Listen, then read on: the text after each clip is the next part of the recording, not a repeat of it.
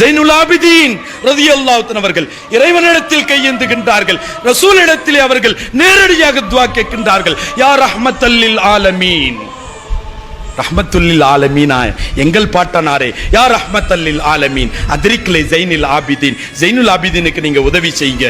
ஏன் மஹ்பூசுன் ஃபி ஐதி ஸாலிமீன் என்றா ஜைனுல் ஆபிதீன் என்ற உங்கள் குலக்கொழுந்து, உங்கள் பேரப்பிள்ளையாகிய நான் என் குடும்பம் சகிதமாக இந்த அநியாயக்காரர்களிடத்திலே கைதியாக்கப்பட்டிருக்கிறேன், அநியாயக்காரர்களிடத்திலே சிறைபிடிக்கப்பட்டிருக்கிறேன், என்னை காப்பாற்றுங்கள், எனக்கு உதவி புரியுங்கள் என்று ரசூலிடத்திலே அவர்கள் நேரடி உதவி தேடுகின்றார்கள்.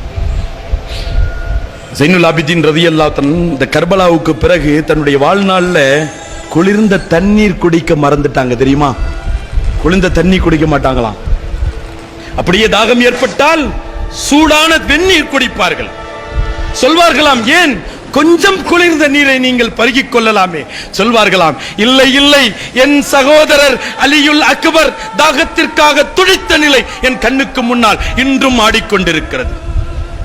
அலியுல் அஸ்கர் தாகத்திற்காக துடித்தது இன்றும் என் கண் முன்னால் இருந்து கொண்டிருக்கிறது. காசிம் இப்னு ஹசன், என் பெரிய தந்தையினுடைய மகன் காசிம் அவர்கள் தாகத்திற்காக துடித்தது இன்றும் எனக்கு நினைவுக்கு வருகின்றது. சக்கீனா, சக்கீனா ஹுசைன் ரலியல்லாஹு அன்ஹுடைய திருமகளார் சக்கீனா சிரிப்பை மறந்து விட்டார்கள். ஏன் தெரியுமா? ஹுசைன் ரலியல்லாஹு அன்ஹு அவர்கள் ஸைனப் ரலியல்லாஹு அன்ஹா கடைசி கட்டத்தில் சொன்ன வார்த்தை, தான் கூடாரத்திற்கு வந்து இனி நான் திரும்பி வர மாட்டேன் என்று திரும்பி செல்லும் பொழுது சொன்னாங்க, ஸைனப், ஸைனப் என் மக சக்கீனாவை பார்த்துக்கமா, என் மக சக்கீனாவை பார்த்துக்கமா. சக்கீனா ஹுசைன் இல்லை என்றால் தூங்க மாட்டாள். ஹுசைனினுடைய நெஞ்சுத்தான் சக்கீனாவினுடைய படுக்கை. ஸைனப் என் மக சக்கீனாவை கவனிச்சுக்க. சக்கீனா தன் தந்தையினுடைய இழப்புக்கு பின்னால், கர்பலாவில் தன் தந்தையினுடைய உடலை பார்த்த பின்னால், தலை துண்டிக்கப்பட்டதை பார்த்த பின்னால் தன் வாழ்க்கையில் சிரிக்க மறந்து விட்டார்கள். நினைவில் வைத்துக் கொள்கின்றோம், இஸ்லாம் சாதாரணமாக வந்ததல்ல, இஸ்லாம் சாமானியமாக நம் வரை வந்ததல்ல.